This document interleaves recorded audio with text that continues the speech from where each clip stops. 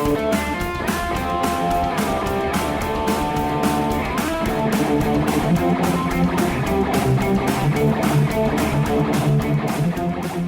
everyone, and welcome to Weekend Rental, episode 91. We are your gaming and geek culture podcast. As always, if you enjoy our content, you can find all sorts of other great geeky-related content, whether it be podcasts, articles, and more on a variety of topics over at Geekade.com. My name is Ryan. I'm joined by Andy. Hey. And Nate. What's going on, guys? And the roster continues. This is a special episode. We are hanging out here tonight with the Stone Age Gamer podcast. You guys want to introduce yourself? I'm Dan Ryan. No, you're not. You're Chris. Sorry, I'm Matt Mudge. That's some inside baseball. We're just coming right out of the gate with it. Hi, I'm Chris Randazzo. And I am Dan Ryan. Good evening. Or morning, whenever you're listening. Well, and welcome to the show. So if anyone's listening to this one and they haven't caught part one, we are kind of teaming up with Stone Age Gamer Podcast here. Both of our podcasts are on Geekade. We've done part one with them. Please go over and check out their podcast. And, you know, we're going to continue the conversation here. Now it's our time to ask them the hard questions, put them on the spot. And the best way to do that, we know how, at least on this podcast, is through our segment Buy, Rent, Burn. So for anyone who isn't familiar, or if you're new to the podcast, what we do is we basically take 3 games, generally for one given system, but not always, and we'll look at them, we'll talk about them individually a little bit, and discuss which ones, at the end of the day, making the hard decision, which one we would buy, which one we would rent, and which one we would burn. And I'm a pretty big fan of the Stone Age Gamer podcast, so I wanted to pick some games that I knew were well-liked between Kris and Dan, because I want them to kill it. It's like often one of your kids. I want this to be a hard decision. Oh my gosh. So when you say burn, you don't mean like burn a copy of, you mean no, like set no, on in fire. the garbage legitimately can, light burn. that on fire. Yep, you're torching it. Ryan is going to reach behind him, go through his collection, and burn whatever one you say. So It is it's the Mary Fuck Kill of video games. So we'll basically what we'll do is we'll go through the list here, and then we'll go back and we'll talk about each one a little bit, share our thoughts, and then you guys, I'm going to put you on the spot, and you're going to have to give us your verdicts at the end. But here's the list. We are going to talk about the 3 games tonight. It's going to be Streets of Rage 4, Blaster Master Zero, and for some reason, everyone on Geekade loves this game, Bubsy. All right, you're going to need to narrow it down. Which Bubsy are we talking about? Because you're going to make it were real talking about easy. the OG original Bubsy. Okay, It Bubsy can be and Claws Genesis Encounters or of Super the Third Nintendo. Kind. Okay. Yep. I wanted to find something that was more in the vein of newer indie that I knew you'd both had played, but Bubsy it is. But let's start off at the top. What we'll do you is really settled for that one, Yeah. Bubsy. Open discussion. Streets of Rage 4 came out just this last year. It's a fresh take on the Streets of Rage franchise. Kind of on everything, but let's talk about the game. Love to hear your guys' thoughts. Well, I was initially shocked by it because so I'm a big fan actually because of Banjo Guy Ollie, who's an amazing YouTube guy who does these awesome banjo covers of video game songs. I was a fan of his channel like pretty much right when it started, and one of the earliest things that he covered was a song from a Master System game called Wonder Boy 3: The Dragon's Trap, which I had kind of heard of before, but I didn't have a Master System growing up, so I never really gave it a shot. But after listening to the music that he covered, I was like, this is amazing. I got to give this a try. So it was available on the Wii Virtual Console, so I downloaded it. Gave it a shot, absolutely fell in love with this game. I thought it's this amazing, like, Zelda 2 Metroidvania-esque kind of thing. It's just an outstanding game. And to say that you love the music in a Master System game is not an easy thing to do, because that thing is the screechiest game system. It's just the compositions are incredible in that game. So fast forward to relatively, I think just a couple of years ago, maybe like 3-4 years ago, a company called Lizard Cube remade Wonder Boy 3: The Dragon's Trap as just Wonder Boy: The Dragon's Trap in the most stunningly gorgeous art style I'd ever seen. I mean, people, Cuphead got all the attention, and deservedly so. Cuphead looks amazing, but to my eyes, Wonder Boy looks just as good because it's all this wonderful hand-drawn animation, but it's not just the animation, it's the art direction that they took it in. They took all these sprites and they reimagined them in this really, really personality-filled ways. I just adored it. It is such a wonderful remake. You can switch back and forth between the original graphics and sound at any time, just like playing like Monkey Island Special Edition. It was one of the most perfect remakes I'd ever seen anybody ever do.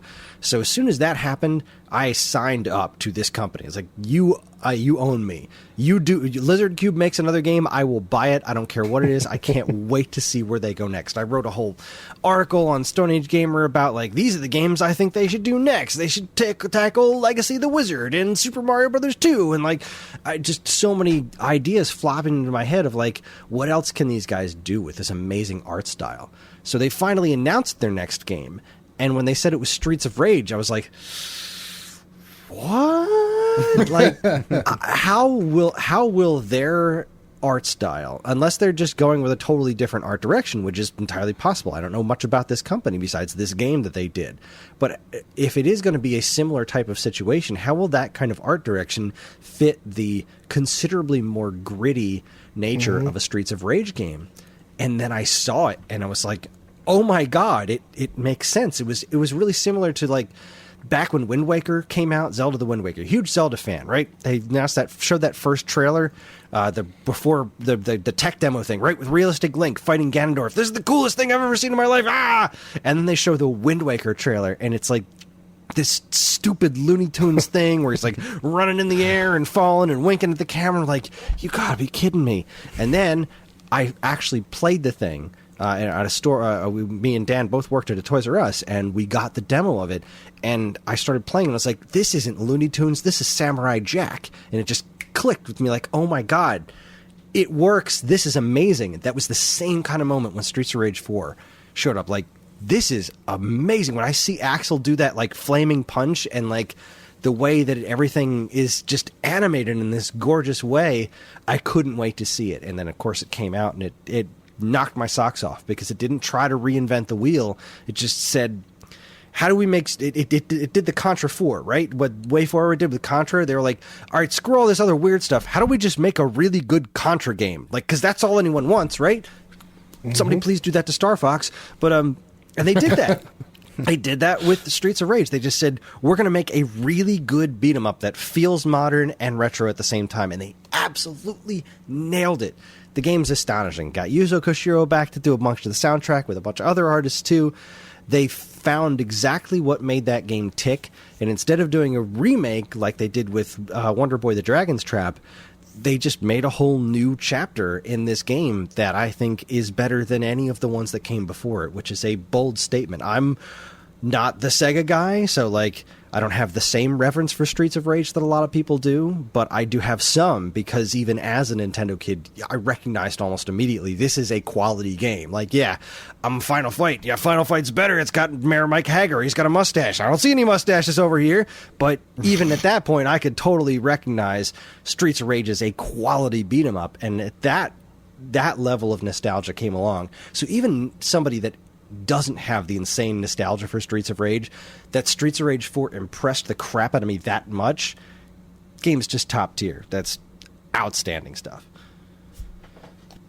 Yeah, well, and I would say too, just like adding on to that, of, you know, like you're saying, Chris, they didn't reinvent the wheel, but they added spokes to the wheel, and that's so much harder to do. You know, like, you can take an old game and look, we just made it better and prettier, and it's got, you know, these graphics and everything looks better and it sounds better and all that stuff.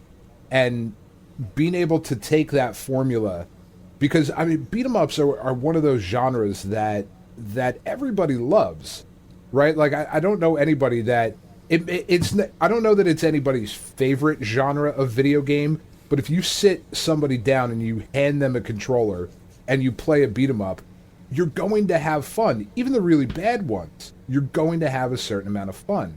So being able to take that and just make a really, really good version of a beat 'em up that, you're right, does animate just absolutely stunningly. I mean, it is in my mind what cartoons used to look like when I was a kid. Growing up in the 80s, you know what I mean? Like watching 80s cartoons, you go back and watch them now. Like I was a huge He-Man kid. And that was just my entire world was He-Man and the Masters of the Universe. Out here in my office right now in the Jose Canseco Executive Annex, I've got an entire shelf dedicated to He-Man stuff. I can't wait to see what Kevin Smith does with it and the new toys and all. I'm in. I'm 100% in. I'm invested. I care very deeply. But like going back and watching that show now, it's hard because the animation is garbage. It's just the worst reused, recycled. Like they run and their arms stay the same. Like it just. But in my mind, it was this gorgeous fantasy world, right? Yeah. And playing through Streets of Rage, it looks like what cartoons used to look like in my mind when I was a kid. And I just absolutely fell in love with it. The other thing that really kind of just put Streets of Rage over the top for me last year was that it coming out during the pandemic when we're all sitting at home and we're all just bored as hell, looking for something to do. Here was this new beat 'em up that Kris and I got. We got it on the same day, called each other up on the phone like a bunch of teenage girls and just played through the game start to finish like a day one and had an absolute blast playing through that game. The co-op in there, it just playing Streets of Rage online was just a gorgeous way to spend an evening. And it's not a game, honestly, that I've gone back to a ton after we played through it originally. Like, I played a couple different online matches, and that was fun, like mixing with random people and unlocking different characters and whatnot. But that initial run-through is just such a good way to spend a couple of hours.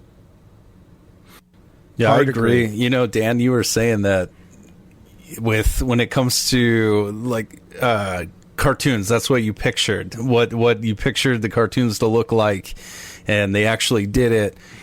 So many guys talk about that when they're modding consoles, and we want to make it look like what we pictured as a kid and get those colors vibrant and looking good. And I'm all with you on that. Like Streets of Rage, when they remade that, or not remade that, but made a new one, it just looked so good. It's exactly what you pictured video games as a kid, like the colors and now you go back to some of those games, you're like, wow, that was garbage. That's hot trash, but in your mind, I think the imagination plays into it as well, with those old 8-bit games. And so to have a game that is exactly what you remember is pretty special. Yeah. Like I remember being a little kid and having my dad come into, I would go up and stay with my dad on weekends every now and again. And I would always bring my Nintendo with me. And, calling him into the room.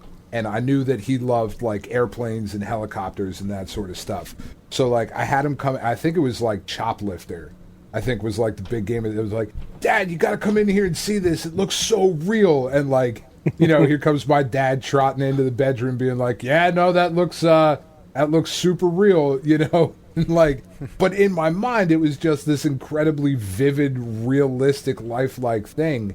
And now now that we're at the point with technology in video games to where we can have those experiences play out the way that they used to when we were kids, I think for us, like, who are a little bit older, it's certainly a different, I don't know that it's better or worse necessarily, but it's a different interaction with video games versus like our kids who are just like, they didn't grow up with, a 240p signal coming out of their television.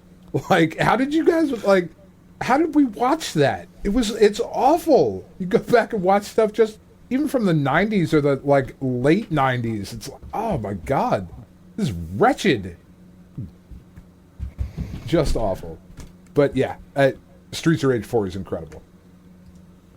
Yeah, I think it's it's kind of amazing to see what they did with the art style in that. I mean, to me, that's just because that cell shading, right, can be pretty divisive. But yeah, they just nailed it. I mean, I found myself playing that and getting my ass kicked because I didn't want to focus on the gameplay. I was too busy like watching all the effects and the animation and the detail in the background.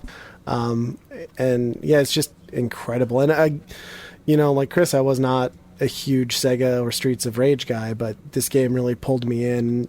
And just that convenience piece too of now being able to play, because beat 'em ups are inherently so much better co-op, and just being able to now do that through the internet and have it work well is great. I mean, there's so many ways that Streets of Rage 4 could have been done horribly by pretty much anyone else, including Sega. These Double days, Dragon 4. yes, that it was just so amazing to see it done and crafted so lovingly, really. Yeah, and they added the right pieces, to make it modern enough, but not kind of when in the PS2 era where they were like, okay, we need to take beat 'em ups to the next step, and they just messed them all up because they were trying to add too much to it, and it just didn't work out.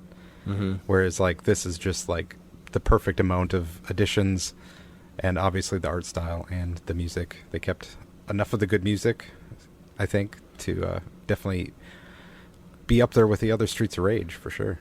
They also did the thing that's super important with beat 'em ups is that they made the impacts feel good. You know what I mean?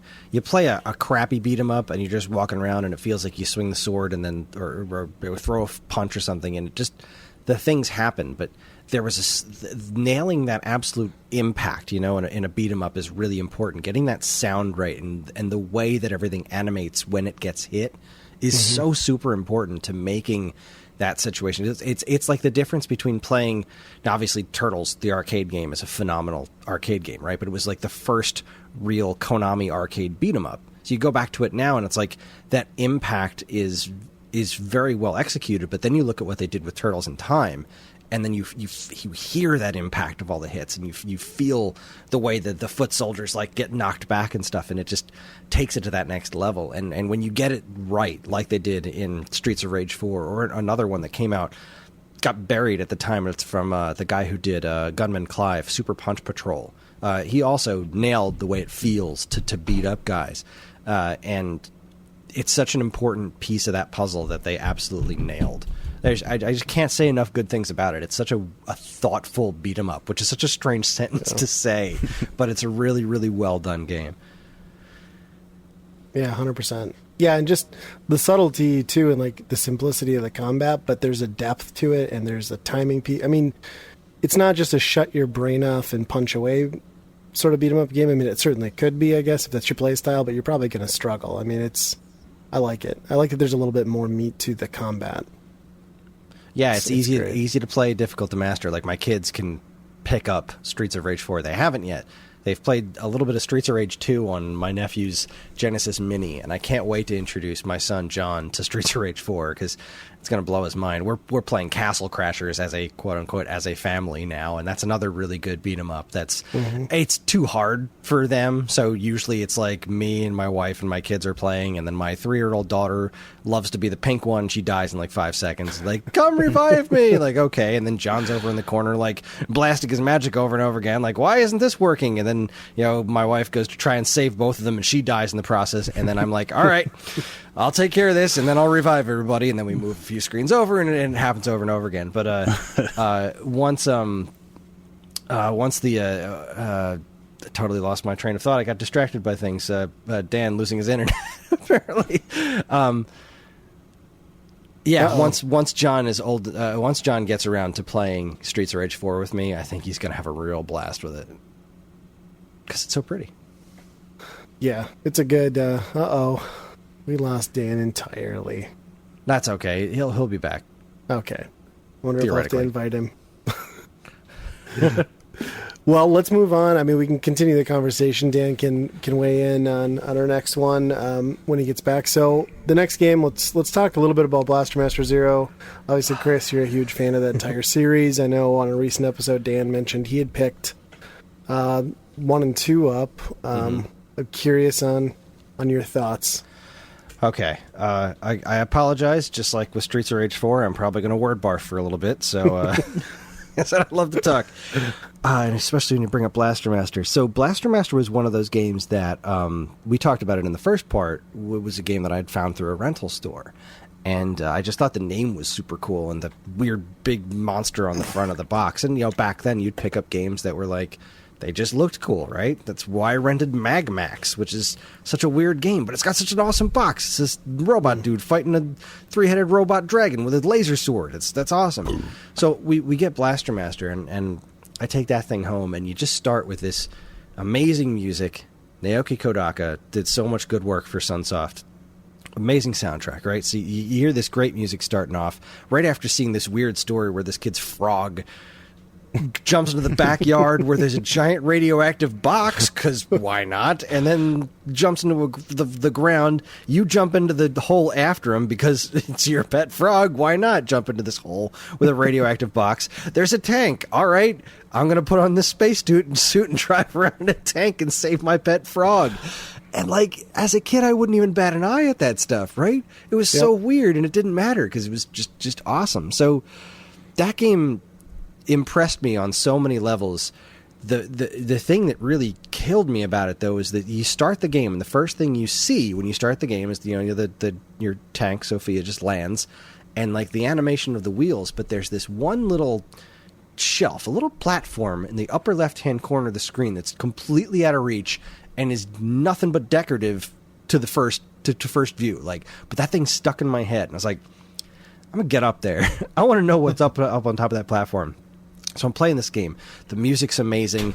I get to you can jump out of the tank, which is such a neat mechanic that's so different, right? You're used to being like, you're playing a Mario game, you're Mario, not you're a tank, and then you can jump out and there's a whole separate game mechanic. Then you go into a door and it turns into a top-down thing. Like, it's like two games in one. It's incredible, and the art direction is stunning on it. It does these wonderful tricks that makes everything look more detailed than it actually is. So this game's impressing the pants off of me the entire time. And then I finally beat Area 3, and the power-up you get is hover. So the first thing I did was like, I don't care where I'm supposed to go next. I'm going to find out what's up on top of that. I'm going all the way back to the first screen of the game. And I did, and I expected to see nothing. I expected to just go back there, and it was nothing. But I got up there, and it was more hover power-up and a robot. I'm like, okay, and there's another shelf. So you go up there, you go to the other shelf, brings you to a whole secret door, go down to the bottom. That's how you get to Area 4. And I remember specifically finding that door, and it says Area 4. Put the controller down and said, you have got to be kidding me. I thought I was crazy. Oh, my God. And that really tied it together. See, at that point, I had not played Metroid, so I wasn't super familiar with the concept of an interconnected world like that, like a Metroidvania as we know them now. So that game had such an incredible impact on me that I just worked so hard at mastering it because it was incredibly hard. The giant boss, that damn crab boss at the end of level 5, the whole game completely floored me. And then I wanted a follow-up, right? Because you start seeing that stuff happen over the generations. Like, well, you get Mega Man X, you get Super Mario World, and as these 8-bit games move on to 16-bit sequels or even Game Boy sequels, like, you had Super Mario Brothers, and then you get Super Mario Land or Link's Awakening. So I didn't know at the time, because who the hell knew that Blaster Master Boy was a thing, and it turns out, retrospect, that wasn't actually even a sequel. It was like a reskin of a Bomberman shoot-off called Robo Warrior, but long story short, that was kind of this weird little side note, but then I eventually found Blaster Master 2 on Sega Genesis in a Toys R Us when I was out there with my friend Joe, and I was like, oh my God, this is a thing? And then eventually convinced one of my friends who had a Genesis to buy it, because I just had to play it. It's Blaster Master 2. It's going to be amazing. I'm so bummed it's not on Super Nintendo, but whatever. I got to try it. And I did, and it was all right. It was it was missing that thing that made Blaster Master special. Like, okay, well, that's kind of a bummer. And then we didn't hear anything from Blaster Master for a long time. And then all of a sudden, there's a Game Boy Color sequel that's kind of like a reimagining of the NES game. All the same assets. The music is like the same tunes, but really crappy. This camera's all panned in, and it's not fun. It didn't feel good to play. So that was a shame. Then you have Blaster Master blasting again on PlayStation. Like, oh my god, they made a 3D PlayStation Blaster Master game. It's in a discount bin. That's concerning. And then you play the game, it's like, well, it's got a few things that are all right, but man, they just cannot. They keep trying, and good for you, but they can't make a good Blaster Master game that even comes close to the original, and it bummed me out. Then, out of nowhere, a few years later, WiiWare, Blaster Master Overdrive, an exclusive Blaster Master game for WiiWare. Okay, and I jumped into that, and it's like, it's all right. It's tolerable. It's got some neat ideas, but it's nowhere near having that personality that the original game had. So, as Blaster Master continues to be in my top 10 games of all time, every single sequel, while have never been flat out bad, have always disappointed. Then I find out that Inti Creates, this fantastic company that has a real respect for 2D gaming, is making a brand new Blaster Master reboot for the 3DS. I'm like, I saw the trailer for it and heard the new take on the music, and I looked at the way it moved, and it looked a little anime nonsense, but I didn't care because it looked like they got it right. And then they announced that it was coming on the Switch, and so I bought that too, and I could not have possibly been happier with it. Because what it did was it did what we were talking about with Streets of Rage. It boiled it down to, what makes this work? We're not going to try to reinvent the wheel. What makes this work? And then they tried to make a new story involving the stupid frog and everything, but in a way that made sense, quote-unquote sense, in an anime nonsense sci-fi story. And it works, and it was fun, and it was creative, and it did new things the original game didn't do. It took advantage of the modern technology to an extent, but it was still very much rooted in its retro sensibilities. And it's not the kind of thing that I can easily recommend to everybody, because it's like, you can't look at that game and say, no, this is the best game ever made, you have to have it. But if you have any love for the original Blaster Master, you have to try this, because as far as 2D platformers, action platformers go, this is ridiculously well done and made with love. And that's one of the most important things when you're playing a game, is you can tell when something's made with love, and you can tell when something was made like, this has to be made. And this was a game that was like, no, we want to make a proper Blaster Master game. We want to make this a freaking franchise again. And they did. They nailed it. And then they nailed a sequel. They made a sequel to Blaster Master that was worthy of the name Blaster Master. Mm-hmm. Blaster Master Zero, it speaks so much to my heart. And it was also this really great kind of preamble for what the Switch would eventually become for me, because I'm playing Breath of the Wild and I'm playing Blaster Master Zero, and those two games, in many respects, could not be more different. But this is what this new platform is going to be. You're going to get something like Breath of the Wild that's a new, giant, big AAA monstrosity, and you're also going to get these small indie titles that play to the strengths of what the games of yore used to be. Kind of like you started to sniff out when, like, Nintendo started to get its shit together with the Wii, where they'd be like, you know what? Everyone just wants to have their Nintendo again, so we're going to make stuff like Mario Galaxy and Excite Bike World Rally, and it's so few people played all that kind of stuff, but it was like this little tiny flavor of it there, and the Switch nailed that, at least for my personal sensibilities. So, no, Blaster Master Zero isn't this ungodly masterpiece like Streets of Rage 4, which is like everybody can look at that and appreciate that, but for a Blaster Master fan, Blaster Master Zero is nuts, and I double dipped on it on the damn Switch. I bought it digitally, and then when Limited Run's like, we're making physical ones, I'm like, sign me up, I'll take them both. So, yeah, Blaster Master Zero gets big, fat, hairy thumbs up from me. I mean, I certainly do not have the reverence for Blaster Master that you do, Chris. But I did just recently pick up Blaster Master 1 and 2 on the PS4.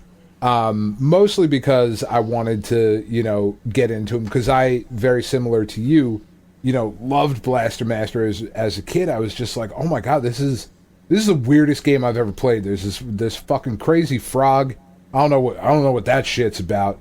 And then I'm in a tank, and that's kind of cool. But then I can get out of the tank, and that's super weird because I'm like this little dude. But then I'm in then I'm in this this top-down thing, and I'm huge on the screen. Like, I don't understand what's going on, but at some point, if I kill enough things and get enough power-ups, I get this really cool wavy beam, and I'm super into that because it kills everything. So yeah, I really like this game. And then kind of never played it after that. Like, that was one of the games that my cousin had, my older cousin. So that kind of added a little, you know, spice to the game as well. It was like, oh, my older, cooler cousin likes Blaster Master, so I'm going to definitely like this game as well. But then after that, like, it kind of, you know, fell to the wayside. It was, you know, I saw some of the sequels and was like, well, that looks like shit. I'm not into it. I don't want to play that. And I wasn't a Genesis kid growing up. And then on the PlayStation, it was like, well, I mean, it's not Final Fantasy or Resident Evil, so obviously it's not even good. Like, why would I even look at this? So now to seeing it come back, I was like, oh, that Blaster Master Zero looks really cool. I wish I could play it on my PS4, because, like, the Switch is more of my kids' thing, and I have a few games on it and whatever, but I was like, I get, if they ever put it on PS4, I'll get to it eventually. And then it came out last year, and I totally missed it. But it was on sale over the big PlayStation holiday sale that they just did. So I got Blaster Master 0 and 02 for like $5 a piece, and I also got Bloodstained Curse of the Moon. I almost said Curd Stain, but I didn't. It's the same thing because I'm a professional. Curd Stain now is a game I really want to play, though. It's available in Wisconsin. I was going to say it's Wisconsin or Wyoming. The only thing I know about Wyoming is that I went to college with a girl who was a stripper, and she was legitimately stripping her way through college, and she was from Wyoming, so that was her stage name. So in college, we used to like go support her. That's my experience with Wyoming. That's what we call it. We went to support her. She's got bills to pay. Come on. Shit, no, I mean, whatever. Like, I am certainly not shaming sex work by any stretch of the imagination. What were we talking about? Blaster Master. So anyway, so I got those games, and I was like, all right, I'm going to play through Blaster Master 0, then Bloodstained Curse of the Moon, then I'll go to Blaster Master 02, because my PlayStation is about to explode if I continue to try to play like Final Fantasy and Ghost of Tsushima on it. So I started playing through it, and I was like, man, I think this is really good. Like, I'm enjoying it, but I think it's actually really good. Like, not just in a nostalgia kind of way. Like, this is just a really good game. And I played through it in about, I don't know, 2 or 3 days, just going through, and just enjoyed the shit out of it. It really was able to take those elements that were in the original Blaster Master of that top-down, you know, kind of dungeon crawler aspect and the Metroidvania aspect of it, and really marry them together into a really, really good package. And like Chris was saying, the story does get a little anime nonsense, but I'm really not playing that game for the story. You know, like, it's more for this tank is really cool to make my way around in this world. And I thought the level design was really cool. I appreciated some of the newer stuff they added, and the newer ways to kind of traverse around the environments. It felt really good to play. Like, Sophia always had that really floaty kind of mechanic, like that, just a really crazy jump for a tank, which is, you know, like, was a silly thing when I was a kid, and it's still a silly thing now, but it's just so much fun to play as. It had the right weight to it, you know? There was a definite weight. There was a difference between... Yeah. It's like comparing Mario to Donkey Kong and Tropical Freeze or something. There's a specific weight to it that when you drive around in that car and you turn around, there's like a little bit of a skid. It felt like driving around in this crazy agile tank, but it still felt like a vehicle. Yeah, it really did. And they really, really nailed it. And like, Inti Creates does really good work. You know, like, I don't know that they've made a bad game, like anything that they've been involved in. But this, I was like, it's one of those games where I got done with it and I was like, man, there's still more to explore here. Like I finished the game and I finished the story and whatever, and like whatever that nonsense was that happened of like your super secret space invader frog, and I'm gonna go out like, okay, Eve, whatever you're doing, that's cool. I'll get to you in the sequel. But like I was legitimately excited to get to more of it, like not only to go back into this game and kind of go back into some areas of the map that I might have missed, but also to see like where the rest of the story goes. And I think the length of it really plays to its strengths as well, because it was like what, 5-6 hours, Yeah, maybe it's not 7 super long, if you're really trying to 100% see everything on the map and do every little bit of everything. You're looking at like or on awful, the outside, right? Or awful. Is that what you said? Right. Yeah. Yeah. I mean, if you suck at the game, like if you're a terrible person, then yeah. All right. Sorry. No. Yeah. Like it's like about that 7-hour kind of experience, which is as an adult male with a family and responsibilities. That's really about the sweet spot for me at this point. So I thought it was great. Absolutely loved it. Cannot wait to get into the second one. Yeah, and what a surprise it was too, because like it was just like I didn't know Sunsoft even existed anymore, and it's $10 and it's good. Like that combination, those combinations is just, it's incredible to have that on a modern console like that. 100% agree. And that whole Sunsoft angle, that is a really good point. Like, do they still exist? I'm so confused by this company. Their name's out there somewhere. Like, Blaster Master's on Nintendo Switch Online. So clearly somebody got paid to put it there. Where are they? I need them to exist so that Batman game can come out again at some point. Yes. I agree. How is, like, seriously, like, I mean, Warner Brothers has got to want to make money at some point off the Batman license. They do it all the time. So Sunsoft is not going to be hard to pay to be like, yo, let's put this Batman game back out again. Just put it on all the platforms. That can't be an expensive proposition. There's no way they're not going to make money off that. Sunsoft's looking for work. They need money. Right? You probably get because we've never heard of them anymore. Too. Got to get that Arrow the Acrobat reboot going. Yo, don't even fucking play. I would play the hell out of an Arrow the Acrobat reboot if it was Inti Creates that did it.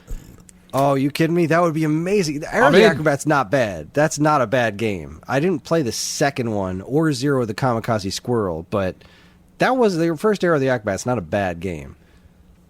Yeah, the marketing hype behind that one was insane too. Commercials, ads, Nintendo Power. I mean, that was ridiculous. They really, really wanted it to be the next Sonic the Hedgehog, and it just wasn't good enough. It just needs like an anime angle.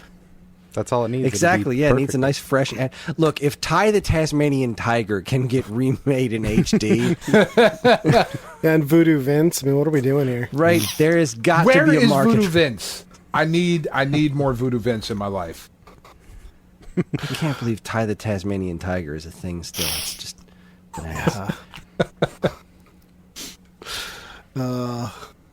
Yeah, I'm with you guys, though. I think... being an NES guy, I think there was something inherently memorable as a kid growing up, being, like you said, that intro gets you.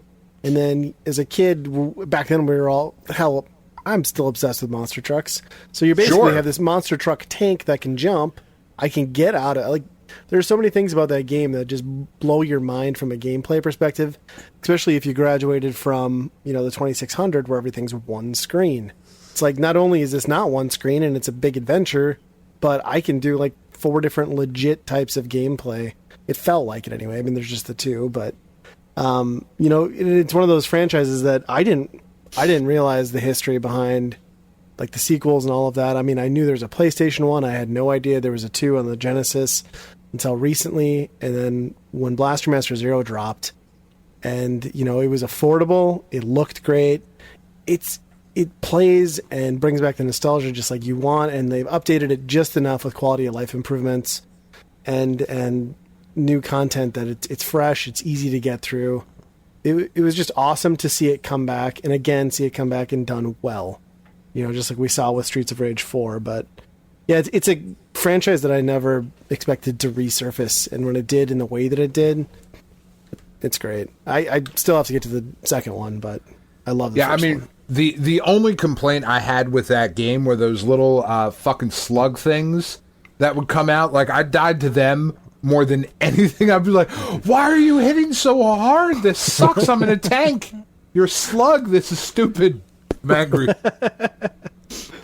Well, I've said to Dan a bunch of times that Blaster Master Zero 2 is the Blaster Master sequel I've always wanted, because where the actual Blaster Master 2 took weird steps in weird directions, Zero 2 is an actual extension of what made Blaster Master work in the first place, and it really feels like it's not a retread. It does some very intrinsic changes to the gameplay, but the big change is this energy storing thing that you do that's built around the jumping mechanic. Whenever your tank falls farther than it jumped, the impact that it lands with collects kinetic energy. And so when you try to make big jumps to fill up this meter so that you can use these weapons and fight the more powerful enemies and get health restored and stuff, it's a really clever mechanic, and it's so good. It's just ridiculous. Yeah, that sounds awesome. I need to check that one out for sure. I almost pulled the trigger on those physical limited run prints too, and they're so cool. They came with cards, little trading cards. I love them. I just have a hard time getting anything from limited run, because it's like I buy it, I'm excited, and then a year and a half later, after I've already forgotten about it, then it shows up. So it's kind of it's exciting when it shows up, but there's this big lapse of disappointment in between.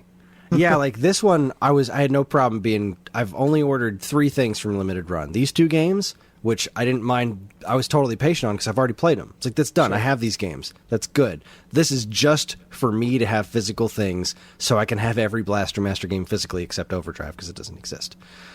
Then I bought the Panzer Dragoon remake, and that one I didn't buy digitally. I was like, well, I'm just going to buy the physical one, and that was grueling waiting for that to finally show up. And then it did, and I was like, well, that was great, but it's Panzer Dragoon. It's like 15 minutes long. So it was a great 15 minutes, but it's over now, and I'm not going to go back and play it a zillion times. But it was cool to wait, but man, that was a See, I'm kind of worried about that with the upcoming Scott Pilgrim versus the God, World. me too. Tomorrow. Because I want to buy it digitally and play it again. You know, like I can go boot up my PS3 and play it if I really wanted to. But like, do I buy it digitally and physically? Because I don't want it to go away again. You know, like, I don't know. But then again, because I don't want to double dip on it, right, or triple dip at that point. So do I just buy it physically and wait 6 months to a year for them to ship it out? Will I still care? I don't know. Yeah, that's the thing. Like, that seems like the kind of game that I absolutely want to have physical on principle, you know? It's kind of like I'm still kind of pissed at myself for not actually doing it yet, but it's like having Final Fantasy VII for Switch on a physical cartridge. There's just the principle of that. Like, there was an ad saying this was never going to happen, and here it is. It's like getting Night Trap on the Switch. Like, right. I don't want that in my home. I have enough copies of Night Trap, and I don't like that game at all. So, but there's also that wonderful, delicious irony of having it. So, like, with Scott Pilgrim, that was the whole thing. That game disappeared. You couldn't buy it anymore. Right, and you dicks already took that once. Exactly, and I don't want that to happen again. So buying it physical seems like the best thing to do, but I also really want to play it because I didn't buy it the first time around because I'm a sucker. I played the demo and like, this is great. I should buy it. Never did. So, yeah, I'm in the exact same boat. I feel like this is my time to redeem myself. So I'll be doing another limited run, purchase and wait tomorrow. Is there a regular version of that too? Because like I don't want to. Yeah, I don't want to spend the $350,000 on $34.99. See, that's the other part that's killing me. Like, I don't want to spend $35 on this game because I know it's not a $35 game. Yeah, it's a really good game, but like the extra money on having it, and it's a tough call. Yeah, I don't know. Yeah, I'll just emulate it later. That's the solution to all. Mm-hmm. Well, let's move on to our last one. We'll talk about Bubsy. We're going to be talking about the original Bubsy here. He's a Bobcat platforming game that was set to take over the world. Came to Genesis, Super Nintendo. We all played it. I probably don't need to go into depth about what Bubsy was about, but I always find it interesting when I first discovered the Stone Age Gamer podcast, and now having watched some of the content from the other creators over at Geekade, there's a strange and perhaps sick fascination with the Bubsy game. So I'd kind of like to hear what you guys think about Bubsy. That strange and sick fascination kind of comes from me and daring Dean to play through the games. So we had before we do this annual thing called the Pain in the Ass-a-thon. It's a charity thing, and it's a joke because it's for colon cancer. Pain in the ass, haha. We're so clever. We really amazing. are. And the whole idea is to play games for 24 hours that are a pain in the ass. Now, before the Pain in the Ass-a-thon started, we had kind of a dry run a year or two before where Dean, co-founder of Geekade, was, we wanted to raise money for a local kid. And so I went over to his house and I brought like all this weird shit with me. And at a certain point, he started playing Bubsy for some reason because it was one of the games that I brought and was like, I mean, this game is really hard to beat. That would be really fun to watch you play it. I mean, Bubsy has this legendarily bad reputation, but the original Bubsy and what a horrible name, Bubsy in Claws Encounters of the Third Kind on Super Nintendo is not a bad game. It's not a good game, but it's not it's not this awful dreck that the sequels were because it's every a game. it is a functioning platformer with some pretty good music and nice visuals.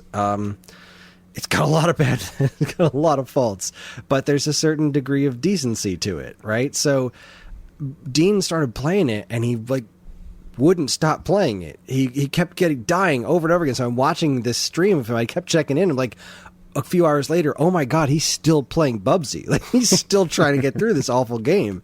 And it just became this obsession with him of like, all right, well now we're doing the Pain in the Ass-a-thon. What's the biggest pain in the ass? I'm going to make Dean play Bubsy. And so he finally finished that one on stream. I was like, cool, now you're playing Bubsy too. And, oh my gosh. And so the next year we played Bubsy too. And then when that was done, he's like, I'm done with Bubsy. I was like, the heck you are. And this year you're playing Bubsy on Jaguar. There's 17 more of these. So, I mean, and they all kept getting, they were all, each progressive Bubsy was worse than the previous one, which is astounding because, like, that Jaguar game is just utter trash, and Bubsy 2 is utter trash, and Bubsy 3D is just, the dregs of the bottom of the PlayStation barrel. And you can almost see, like, where they were going with Bubsy 3D, at least. Like, it's a fascinating experiment, but it's not a good game or fun to play in the least. And then they did those new modern ones, like the Woolies Strike Back, which was like, okay. I mean, it was like 90 minutes long. It was horrible. It's super short, and it's the most average platformer I've ever played in my life. It was just, this is platformer, the game. Like, you just textbook platformer game and shove it with some...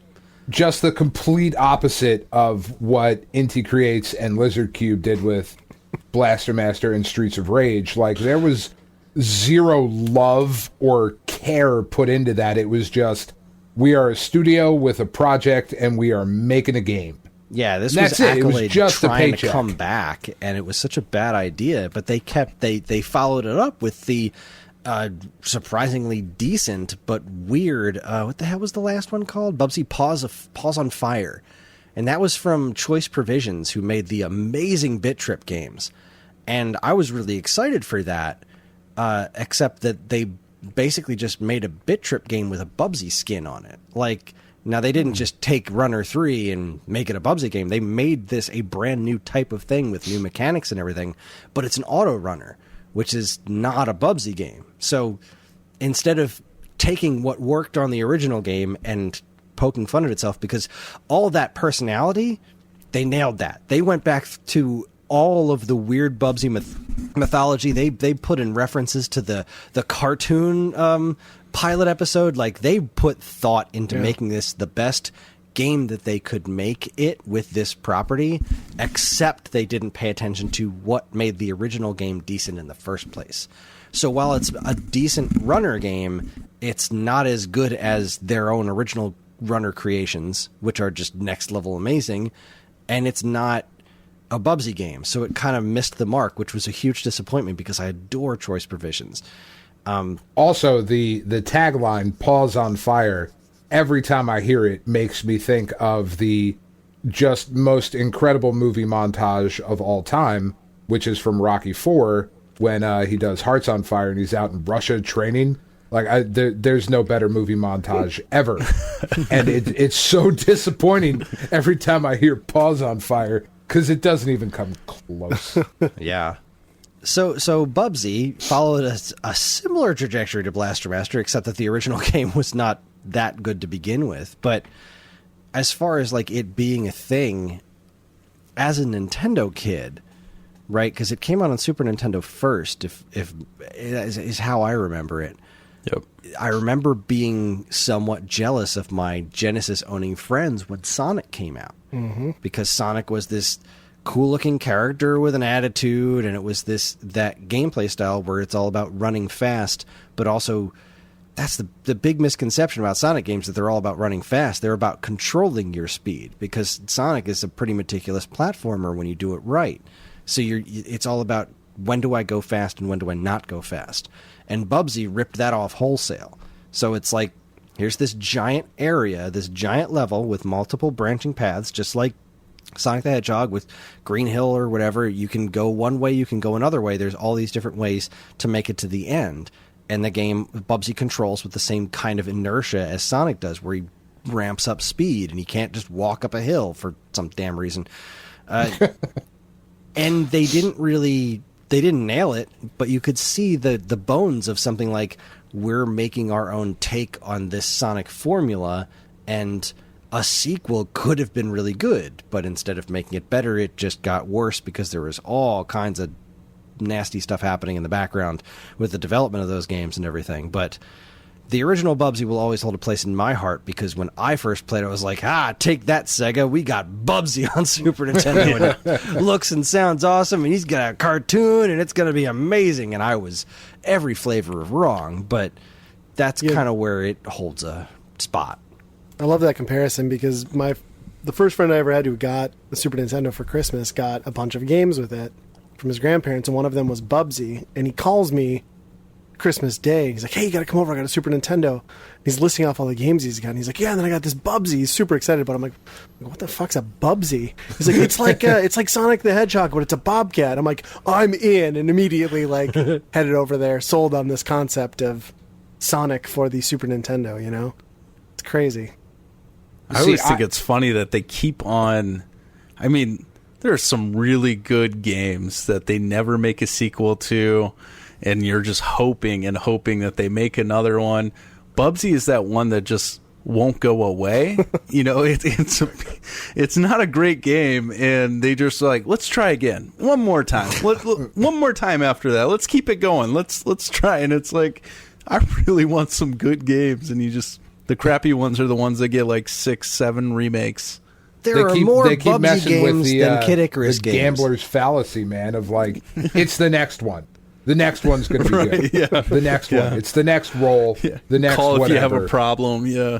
We're going to make this catch on no matter what. See, like, I have a very strained relationship with Bubsy. And it's not even Mr. Bubsy's fault, really. It's the fucking Walmart's fault.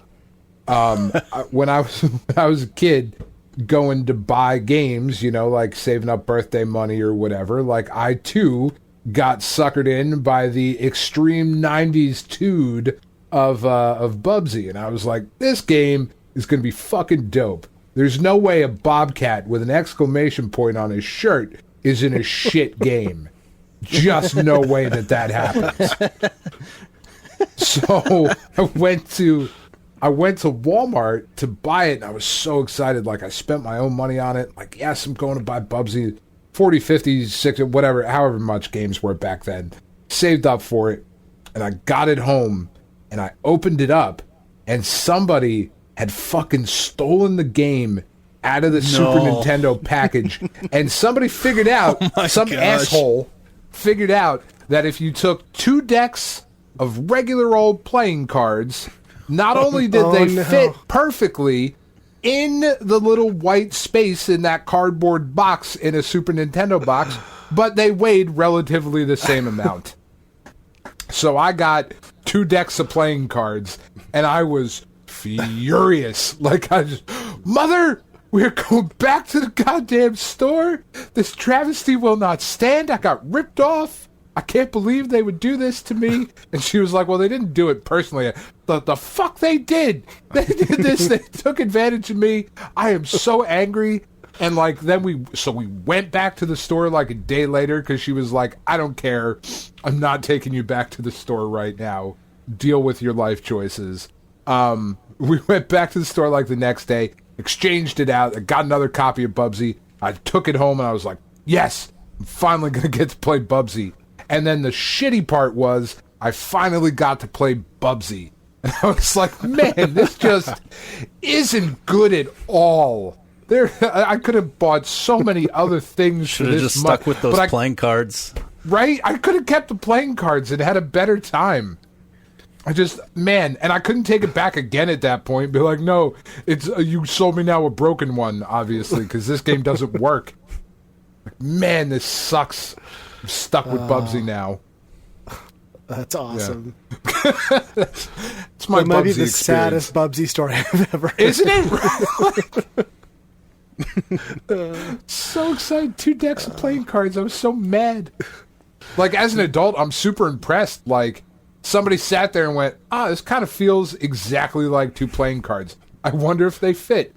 By Joe, they do. I know what I'll do. Re-shrink wrap this and take it back to the Walmart. Unreal. Well, I think when I rented this game, like, I was a Sega kid, so I got it on Sega. And that cartridge on Sega was like those weird Accolade ones with like the fins on it. And like I got that and I'm like, something's not right here. Like I shouldn't even be putting this in my system. It's going to like break it or something. Like this is just a cheap knockoff or something. Came in the board game style box too. Like the cardboard thing you lift off. Yeah, right. Exactly. I was expecting to say IBM down in the corner or something. As a Sega kid, you played Sonic first, and then of course you play this, and it's like, oh, this is a knockoff for sure. And it's simple. It's just like, well, this is okay. All they need to do is get rid of the one-hit kill, and it's a pretty serviceable game then, to follow along with Sonic. But every game after that, they didn't take that lesson. And in some ways, they even took the good parts out of it. So, in all ways, not so. Sorry, go ahead, Dan. No, I was just going to say it is 100% an example of someone not learning from their mistakes. Absolutely. I kind of have a weird love of this game too, strangely enough, and as I mentioned, my friend got it for Christmas. I genuinely thought it was a decent platformer. As a kid, I borrowed it from him eventually, and I played all the way through it and beat it because I enjoyed it. But then, you got to you didn't play Bubsy and think it was a great game, but it was a pretty all right platformer. And then immediately you hit that sequel, and if you experience that at all, you just realize it had gone to shit. And that's kind of luckily where I stopped. I mean, I own Bubsy on Jaguar. It's a great game. No, it's not. Yeah, it's terrible. They're all terrible. But yeah, I guess I always felt like Bubsy, at least the first one, I never considered a bad game. I didn't even think about it as a bad game until, YouTube and the internet told me it was 20-some years later. So I kind of unapologetically You've made us play a it. lot of Bubsies. As a lot of Bubsy. I can go back and enjoy the original Bubsy, no question. Yeah. And I also am the proud owner of every flavor of U.S. released Bubsy, with the exception of the Switch version of the most recent game, because I refused to pay $40 on it. I did recently track down a boxed copy of, copy of Super Bubsy for PC, which is a weird, up-resed version of Bubsy with an original take on the soundtrack, only on PC. Can't I have believe a that problem. exists.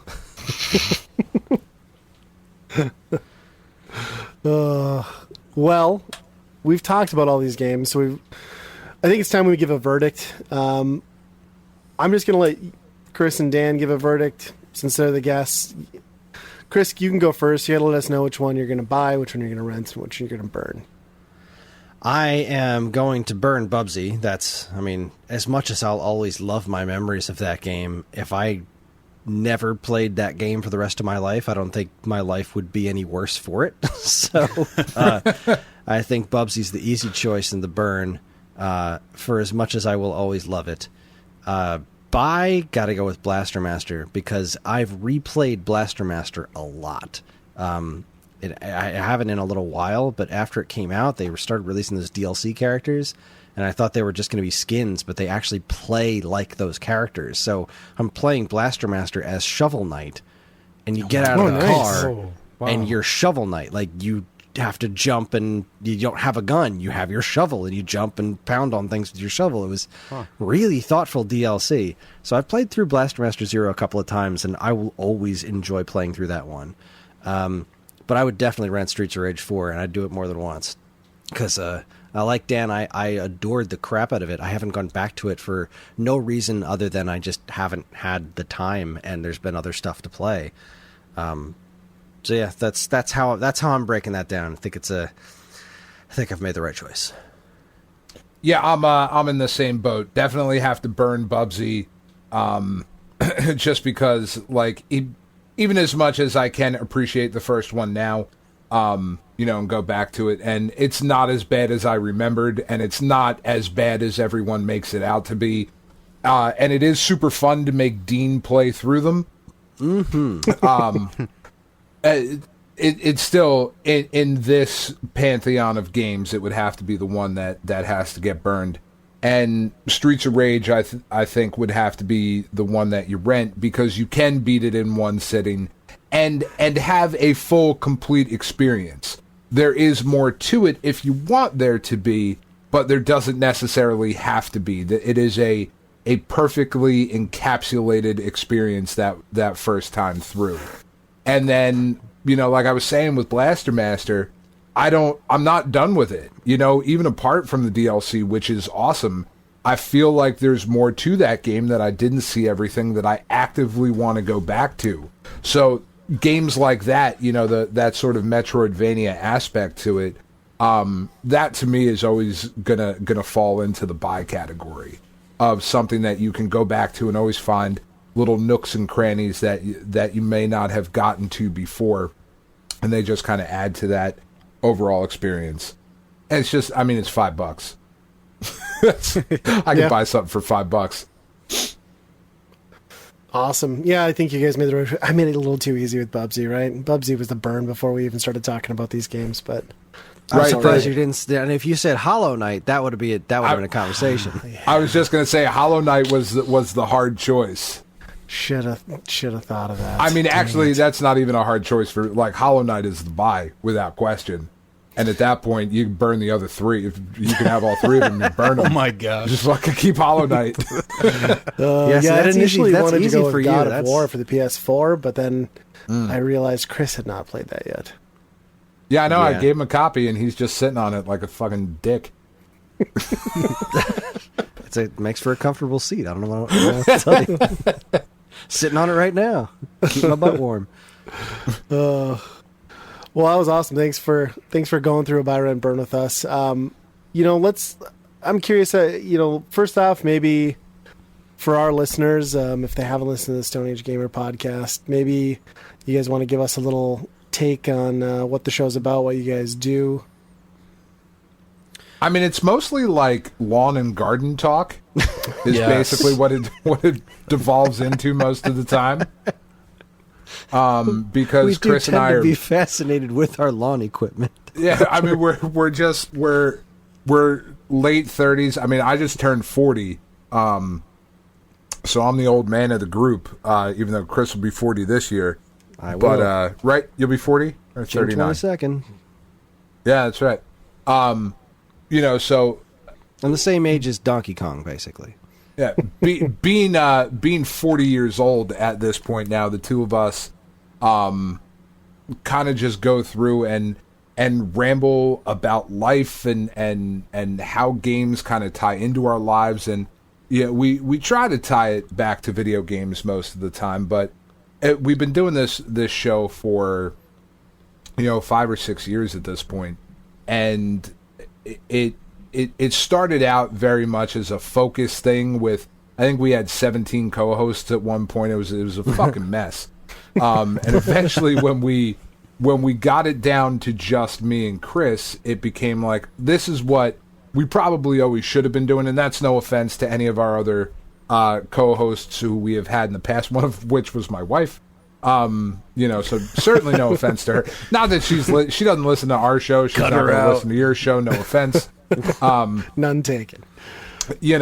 But it really has become this weekly show where we talk about video games. We talk about, hanging up our Christmas lights and dealing with shit with our kids. And it's become a life podcast as much, I think, as it has a video game podcast. If I can steal from Colt Cabana and his wrestling podcast, where it's a wrestling podcast, it's a life podcast, kind of what this has turned into. And really, it's I'm trying to piece this together in my brain here because I had a good idea and then something shiny distracted me, which is the story of my life.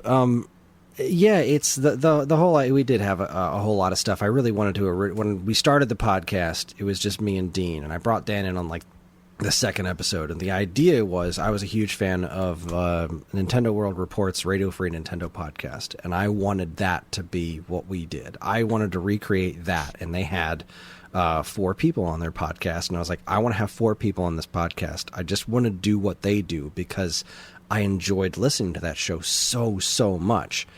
And in trying to figure out what I wanted the show to, in trying to make the show something that somebody else was doing, I kind of never really saw what I wanted the show to be until we started paring things down. And then, like Dan said, once it became the two of us, it just, we are, the name itself makes sense because we are Stone Age people, right? In the age of video games and TikToks and kids with their hula hoops and fax machines, we are ancient, Damn kids just hula hooping and faxing. Christ, get off my lawn. That was a Mystery Science Theater reference for you kids at home. Look up Frank Conniff. He's a wonderful man. That's kind of like where we are. So like we talk about not just what it is to be.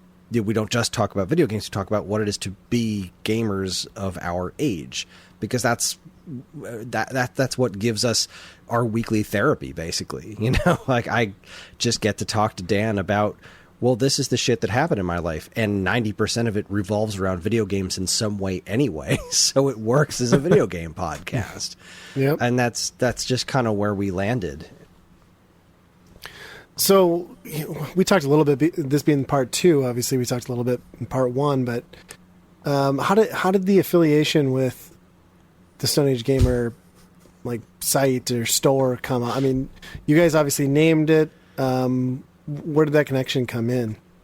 All right, so before Geekade launched, this was after Geekade launched, right? Dean, me and Dean and me and a gentleman named Dean DeFalco and another one named Evan Goldstein, we formed Geekade.com, and Dean wanted to have a video game podcast, and he said, all right, I want to do a video game podcast, and I want you to be on it because I love talking about video games, and we're going to call it Stone Age Gamer. And I'm like, that sounds familiar. And he's like, no, it's fine. It's fine.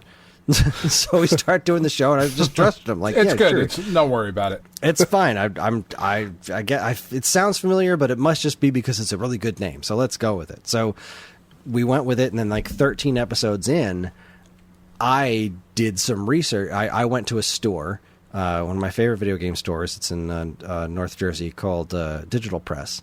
And I was trying to promote my fancy new podcast, and I was like, hey, I'm the host of the Stone Age Gamer podcast. And the guy behind the counter was like, oh, I love Stone Age Gamer. I love your Overdrives. And I'm like, I don't know what Thanks. Overdrive is. I don't know what you're talking about. Oh my gosh. So I go home and I get on the internet and I look up Stone Age Gamer, and there's a whole website, a well-established website with its own brand of flashcards, and I was just like, well, Dean, Stone Age Gamer is a thing, and like not a small thing either. So we should do something about this. So I reached out to them, and I sent them an email. I was like, look, we're only 13 episodes into this podcast. We are a nothing little website.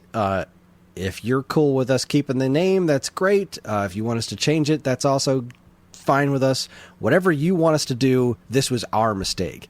And Ryan, one of the owners of StoneAgeGamer.com, sent us back this hilarious email about like, we had our high-powered lawyers look over things, and like it was really funny. And I was like, oh my God, these guys actually think we're kind of cool. And they said, we've listened to your show, and how would you guys like to be the official podcast of Stone Age Gamer? Because at that point, they had been looking into ways to expand their presence as a business, and one of the ways to do that for an online store, because there's a physical location which only opened somewhat recently.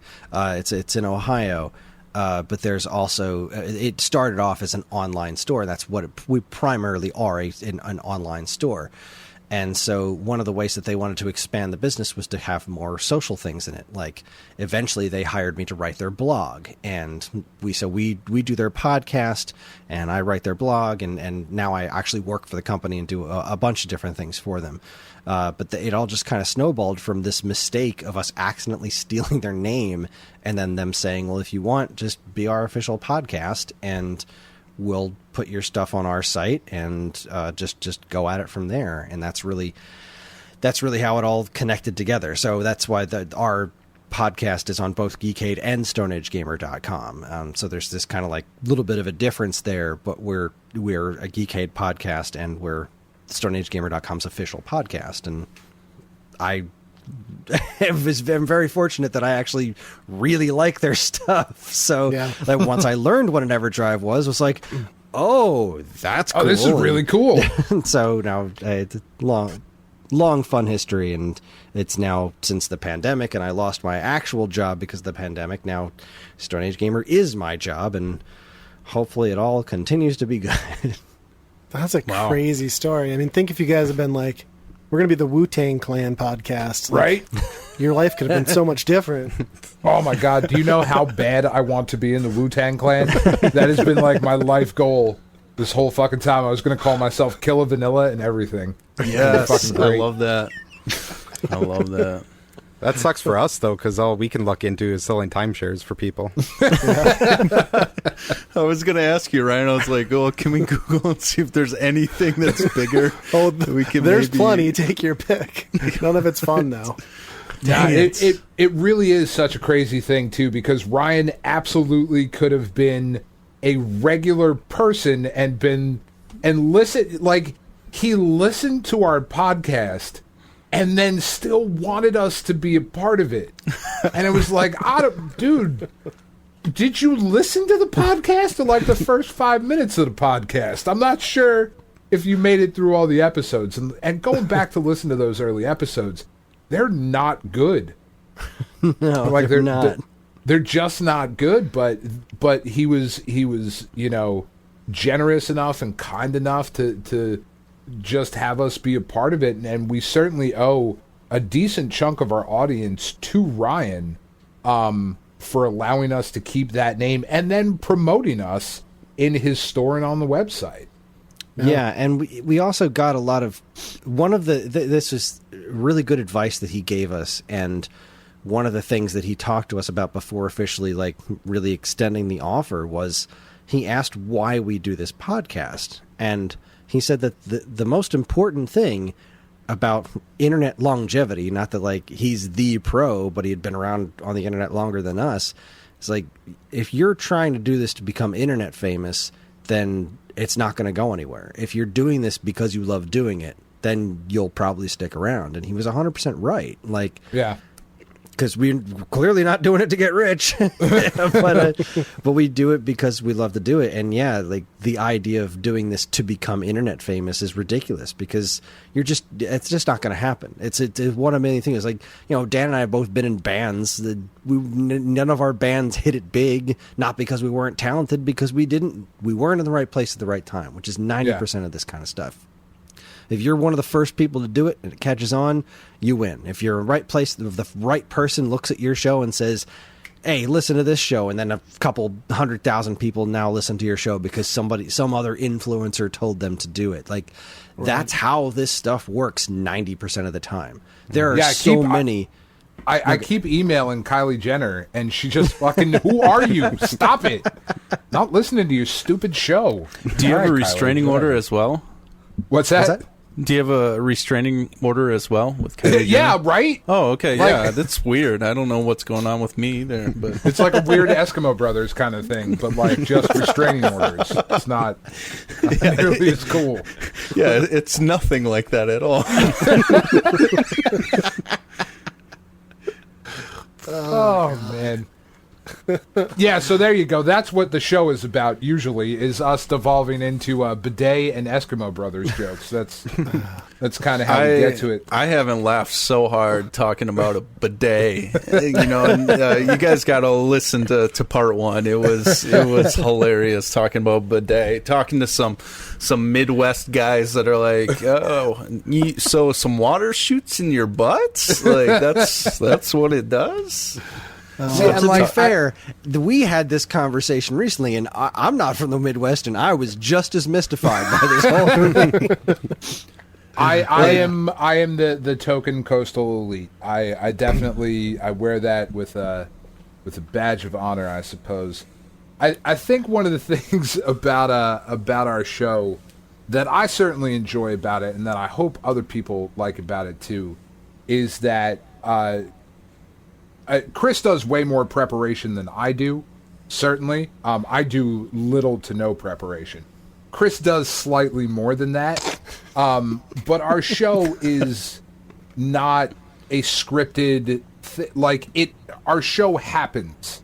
We sit down, and what we end up talking about over the course of this 2.5 hours that we spend together on Mondays is just what eventually ends up happening. And some weeks are hilarious and hysterical and really great, and other times the world is beating us down and we're not as funny as we are, but it's never a thing where we don't sit down and write jokes. You know, we just talk to each other, and I think that comes through in a genuine way on the show. Yeah, absolutely. And I think, you know, to give you guys some credit too is as far as some of the organization, I like that you guys do some of the, you'll do a topic for an episode. I also love that you've got the recurring segments. You know, you've got your 10, 20, 30, which is now the 10, 20, 30, 40, I guess. Yeah. So it's cool that you guys get the mix of like some of these shows that are very, I guess, more structured. And then there's some where I'm listening to you explain how you rescued a baby bird, and I'm wondering why you didn't just like step on it. But, you know, that's fun too. I'm now wondering, having rescued that baby bird and having that little asshole in this house, she's such a bitch. My God, it's not, which is not of all the words that come out of my mouth, bitch is not one that I use very often. I don't care for it. I don't like the connotations around it. This bird is a bitch. And I'm often wondering now, like, as I'm getting up off the couch, my wife will be like, watch the bird. I'm like, I'm trying to fucking step on her because she sucks. I saved her life, and she's very ungrateful. I feel like that way with my kids some days. Right? Them too. Right? But like, so ungrateful. Don't step on the kids. I'm trying to. They're always underfoot. It's impossible to miss them. Oh my God. How old are your kids? I got gonna be 11, gonna be 9, and then 2 months. So. All right, so you got the same thing I do. Like 11-year-old, like, dude, who the fuck do you think you're talking to? Like that's that? Right. It's a daily. Dude, if I call your name from across the house, don't ever respond with what. Get up from what you're doing and come over here. I called you because I have something to say to you, or you need to do something that I don't want to do. Yep, that's my sermon in my house every single day. I think I just had that in my car as I was driving to school. I was like, "I love you guys, but you guys suck right now. You really need to pick up the pace, okay? Guys are not holding up your end of this deal. Right. This is just a lot of work on my end." Yep, exactly. I had to take out the trash because you didn't. Because you wouldn't. Yep. You were in your room doing homework or something. And no, you weren't. Don't lie to me. So I'm curious too. We talked that you guys mentioned briefly like the founding of Geekade, and what kind of inspired that? I mean, just out of curiosity, we don't have to go over the entire history, but all right. So, all right. Dean had this site called Geek Life, G33K. Classy. Yeah, right? it was really something special, but Super it was something special. The idea was to create something that was like, we don't just want to do what other people are doing. We want to kind of centralize it, because the whole idea was, Evan and Dean started talking to me about this idea of like, we want to create a geek-centric website. We want to create this kind of hub for information. And I was just like, okay, but I can't be a part of it, because if I do, it's just going to run my life. But I'll help consult. I'll talk to you about it. And so they kept talking to me about it. And then eventually it was just like, you're going to be editor-in-chief of this website. Okay, fine. And the idea behind it was the whole "what's your geek" thing. Like, my inspiration for the direction we wanted the site to go is like, I don't drink. I find alcohol disgusting. It's not a moral thing or anything like that. I just all tastes like Robitussin to me. So, but I listen to my friend Joe, or I've listened to Dan talk about beer, and it's fascinating. I could just listen to them talk about it, and the reverence that they talk about this subject that I have zero interest in was fascinating.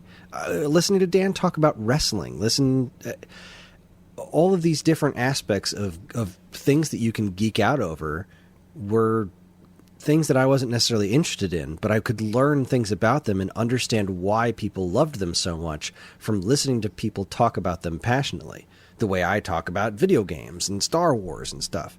So I thought it would be a cool thing to have a kind of one-size-fits-all site that was dedicated to the idea of people being passionate about their specific geekdom.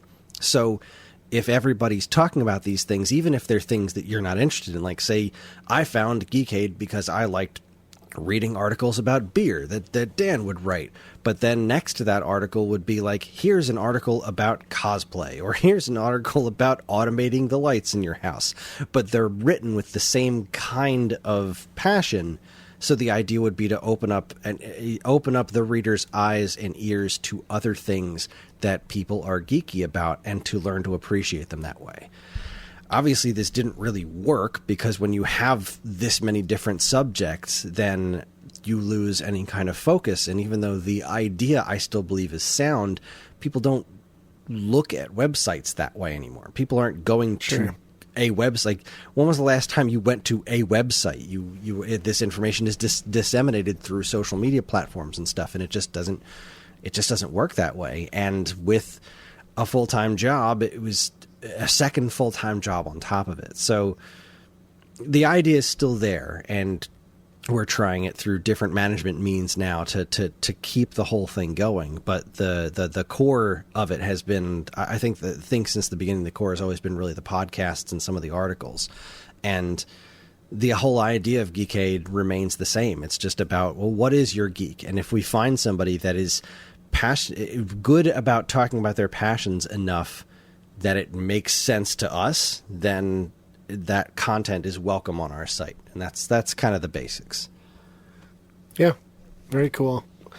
I think the site is interesting in just kind of like you mentioned, just the different areas it covers. Like there's a good amount of diverse topics. I know, like you're saying, it seems like now it's, I don't know, what are there, 3 video game podcasts now with Dean's new Right, yeah. Truth, Dean's got that, and then we have Stone Age Gamer and your show, and technically Waveback. That's my video that's game right, music yeah, the podcast. music, yes. But that's just about video game music. So, Yes. It winds up being pretty centric on what we're interested in more than anything else. But that's just kind of the way it all lands right now, which isn't to say it's always going to be that way in the future. I would love to have somebody else take over writing about things like beer again, or writing about movies and whatnot. But the problem is that we make no money on this. We don't Right. have advertisers. We don't get enough traffic to attract advertisers, so we can't pay anybody.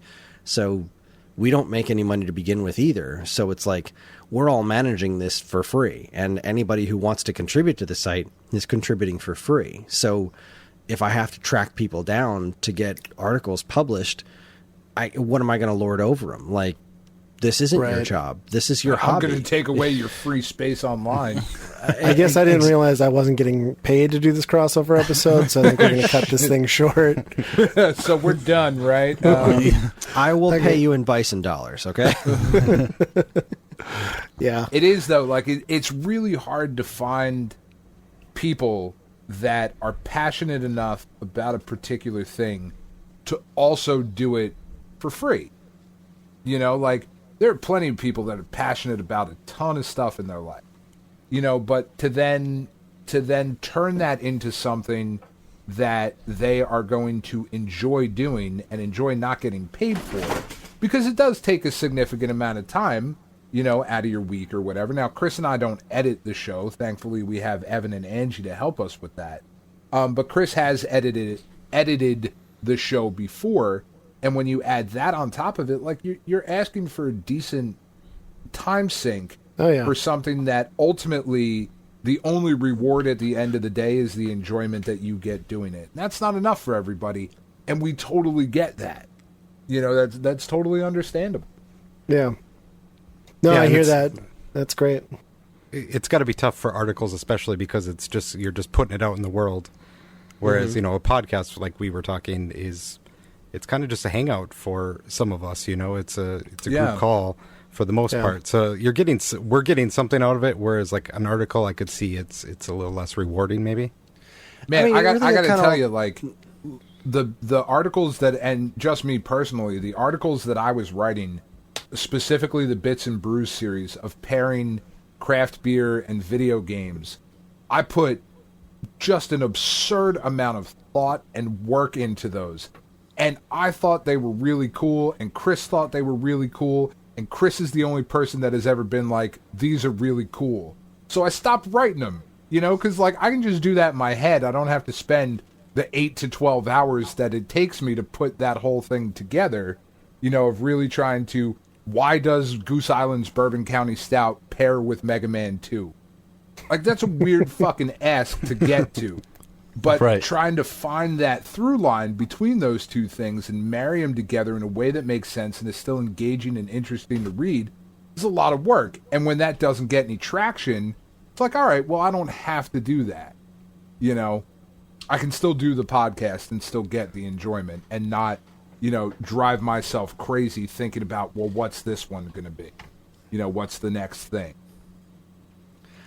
And with the writing, kind of to your question about that, like, I don't know, I am a writer. I love writing, and I'm very fortunate that I get paid to do it. But I mean, I don't get paid much to do it. I mean, I write for Nintendo Force magazine too, and the bulk of the I guess compensation I get for that is occasional review copies of games. But it's similar to the podcasting, at least for me. It's like writing is just kind of like this compulsive thing. It's like me thinking, but in a way that I can have a little bit more control over instead of just on the fly word barfing. So I was writing for Geekade constantly, and I will write one article for Stone Age Gamer every single week, and I'd probably still be writing every single week even if I wasn't getting paid to do it, because it's just this good thought exercise, and I feel really good doing it.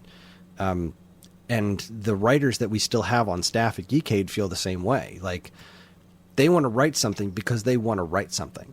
They want to they have a thing that they want to get out, and talking on a podcast isn't as easy for a lot of people. It is hard. It's something that is, I think, a lot of people take for granted because everybody and their mother has a podcast, and then you listen to some of the podcasts and it's just this weird, awkward thing. There is a certain rhythm that has to be found to have the right people to be able to communicate with one another, to make that something that is enjoyable for other people to listen to. It's not just about the content, it's how the content is presented.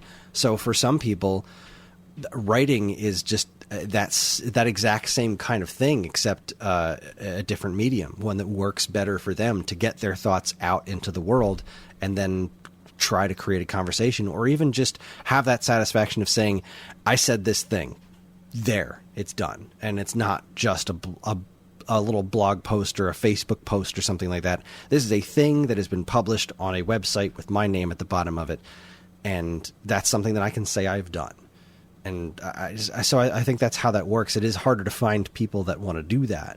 But the people that we have found that want to do that, even though sometimes it's hard to track them down, whenever they send me their work, it's... we have this guy, Jonathan, who hosts a comic book and X-Men podcast for our website, and he still writes for us, even though he doesn't have the time to do it. But he writes these anime articles about this weird anime stuff that I'd never watched in a million years, but he has such a passion for it and such a great way with words. He's such a talented writer. And we're so lucky to have him working for the site, because every single time he sends an article our way, we barely have to edit it. It's just, he just got better at it as he did it. And anytime any of the writers that we currently have on staff send us stuff, and we don't have to do much to it to make it readable, because it's written purely for the sake of wanting to write something, similar to the way that we do podcasts. So, yeah. I don't know. No, that's I don't know awesome. how to end that statement. That's awesome. I mean, it's great when you can do it and you're doing it for yourself, and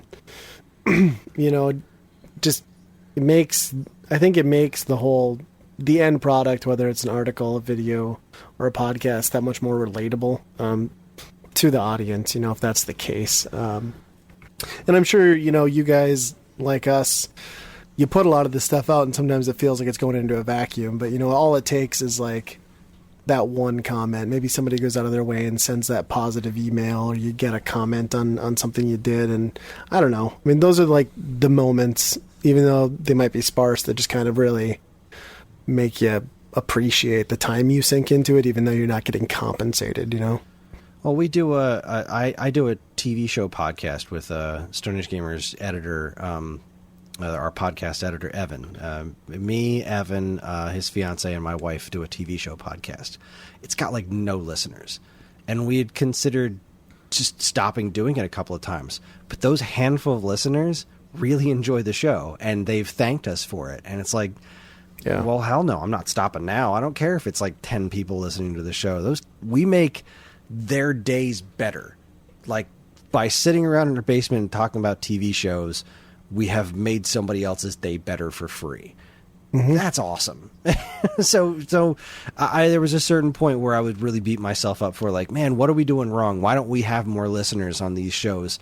Because I think we have a really good product. And then it just kind of hit me like, well, it doesn't matter, because the people that are listening enjoy it, and they tell us that they enjoy it. And that's a hell of a payment when you can put that kind of positivity out in the world, when you can say that you do this thing that makes you feel good but also entertains other people. Like, listeners tell us that they work overnights, and we help get them through their overnight shifts. Like, that's great. That's awesome. This is somebody I've never met in person, and probably never will, but I've had a positive effect on their life, and that's a wonderful feeling. So that's, yeah. Yeah, it's really great. And I know for us, getting to go and do some of the conventions that we do, or have done in the past. Now, I'm always like the biggest fucking curmudgeon about this kind of stuff. Like, I enjoy doing it while I'm there, but I hate going to it. You know what I mean? I'm like, God, I don't want to go do that. But then I get there, and there are people there to see us because they enjoy the show, because they know who we are, because we make a difference in their life. And putting that sort of positivity out into the world and making a difference in somebody's life really is, as corny as it sounds, it really does kind of make the entire thing worth it. Of, you're sitting there in a room full of people that showed up because we've made them laugh, or we've connected them to something that they had forgotten about, or they happened to stumble across our silly ass show and it brought some small amount of joy to their lives. And really, at the end of the day, there's not much more that we could ask for than that. We talk about it all the time, that I think we have a phenomenal show. I think our show is as good as any other podcast that you'll find rated in iTunes or Stitcher or Spotify or wherever you get your fine podcast. I think we belong on that list, not because I want the recognition, but because I do genuinely like the fact that we can bring that joy to people, and I would like more people to feel joy in their lives. I'm old enough now to where that's the kind of thing that I care about. I don't care about likes for my own personal sake. I care about the things that we're doing because it could help somebody else. And it's something that I try to tell my kids all the time, to get serious for a second about it. It's something that I try to tell my daughters all the time, of like, you legitimately don't know most of the people that you know. You go to school with all these kids and you're like, oh, my friend this and my friend that. I'm like, you've never been to their house. You don't know what their life is like. You don't know what other people are struggling with or what they're going through. Maybe they have an amazing life. Maybe they have a horrible life. And we're the same way. We don't know our listeners apart from the interactions that we have at conventions or through our Discord or Facebook or Twitter or any of those things. And not knowing what people have going on in their lives and trying to imagine people complexly, if we can give that person something, some dopamine hit that helps them get through their day a little bit, then that's really good enough for me. Yeah. That's awesome. I mean, I sure appreciate your guys' show. I mean, I reached out to Geekade through, Stone Age Gamer, and it's a very, like you said, it's a very solid product. A lot of the stuff you guys do on Geekade is really solid. More people should listen to it, and certainly we appreciate it. I consider myself a pretty big fan, so I love what you guys do. Yeah, I appreciate that. You're fangirling, Ryan. I kind of am, because I was like the dorky guy who was like, I really love this podcast. I wonder if I can be on their website too. My gosh. And you guys were awesome enough to let us. That's so weird. I know for me, and I think it is for Chris too. I don't mean to speak for you, Chris, but we're fucking schmucks from New Jersey. You know what I mean? We're just two guys that are just sitting in, Chris is in his basement, I'm out in my garage. And, to think that there were people out in the world that are like, oh, these guys have this thing, they must be something, for us, it's just, we're just two, we're about the easiest two people that you could ever talk to. You know what I mean? We're not the kind of people that it's unapproachable sort of thing, but I get it too, right? Because you listen to these podcasts and it just seems like this thing that other people do. Mm-hmm. Right? And can I be part of that club? And that's kind of the spirit of Geekade, is that, yes, you can. You're passionate about something, you care about something. That's good enough for us, and it should be good enough for anybody, but it's damn sure good enough for us. I'm inspired. I love it. Well, and to be fair, my nipples just got hard. Listened to a couple of you guys. I've listened to a couple of you guys' podcasts, and I think you guys are onto something too. I mean, I really enjoyed listening to your shows. So keep up what you're doing. You guys are doing great. Appreciate it, and I appreciate the continued support from Geekade and everybody there. You guys have a great platform. We're happy to be a part of it, and I'd love to keep chatting. There's so much more I'd like to talk about, but I know we're probably all sitting here several hours in, our asses asleep. We do need to address the question that we left unanswered, to be continued. We do. So Mega Man 2. This is a very easy question to answer. I agree with you. Mega Man 2 or Mega Man 3? I'll let Nate seems like he's ready to go. I choose Bubsy. Son of a bitch. For a quick answer, I'm going to say Mega Man 2. Yes. All day. That's right, Chris. You're off the island. Outvoted. All day, every day.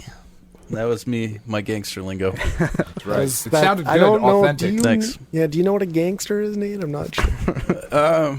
No, Okay.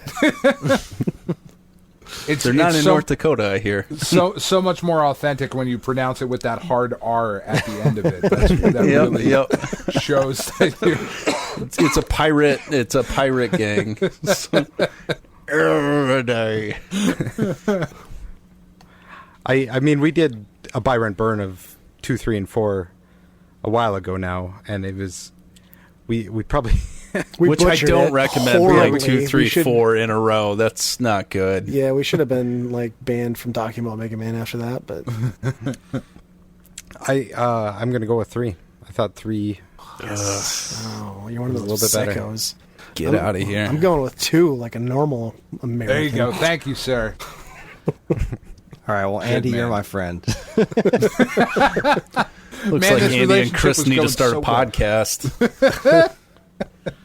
The real answer is 8 because I love those videos. the anime Why Mega we- Man is. Why we? That's good. like this. Shut I am up. happy to say that Mega Man 2 is the official Mega Man of the Geekade Podcast Network. Amen. Because we had a democratic vote. And we're good. I call for good. impeachment. I don't know. I'm going to keep arguing this. That was an election fraud. If you look at the numbers, I had 2. I had And then all of a sudden, this other vote came in. What was that about? Yeah, at 10 o'clock, I had 2. What? people keep voting. I don't understand. We tried to get him off the road. It's okay. Oh, gosh. It's funny, but it's so sad at the same time. Yeah, it is indeed both of those things. Well, Chris, Dan, thanks so much for coming on. To our listeners, please go check out Part 1. Listen to the Stone Age Gamer podcast. I think you'll enjoy it if you like our content. And just, as always, check out Geekade. There's so much awesome stuff over there. But we should probably wrap this thing up. And Nate, that's your job. Well, Chris did an awesome job on their podcast, and it just made our outro look like turds. So step it up. I got to really step it up. But I got an email. We have an email, boys, to share real quick. Our friend Cestus sent an email. I believe he is from France, if I'm that's not mistaken. But he says, first of all, Happy New Year to you and your families, even the demonic children who drain the life out of controllers. Happy New Year to all the listeners as well. Your resolution should be to send more emails to your favorite podcasts. Finally, my gaming resolutions might be to first play more games I accumulated on Steam. I always play 1 or 2 games, but I have hundreds I got either free or through Humble Bundles. I should really play those. Finally, I want to play and finish however many years it's going to take all the translated Japanese exclusive RPGs on Super Famicom, which that's Not insane. enough time. Wow. Not enough time there, buddy. No. I wish you all the great 2021 gaming year filled with fun and laughter, whether it be alone with friends or family. Keep up this great podcast alive for another year. It survived 2020. It can survive the controller draining kid apocalypse by Cestus. Oh, Thanks thanks so buddy. much, man. Happy New Year. Yes, thank you for sending that email. Of course, you can send emails to us anytime. You can even send emails to Stone Age Gamers. I'm sure they appreciate it as well. But to send emails to us, send them to weekendrentalpodcast@gmail.com. Make sure you're following us on all of our social media, Twitter, Instagram, all of those good things. We don't have And Instagram. Oh yeah, we don't have Instagram. Screw Instagram. So close. You don't even need it. I saw an Instagram logo as I was scrolling through my script here. So, Instagram we should try. Anyways, screw Instagram. We don't need it. But Facebook, that's where it's at. Make sure you check us out on Facebook, Tinder, all of those things, TikTok, and whatever you do. And you can find all things Weekend Rental at weekendpodcast.com as well as geekade.com. And as always, friends, be kind, rewind.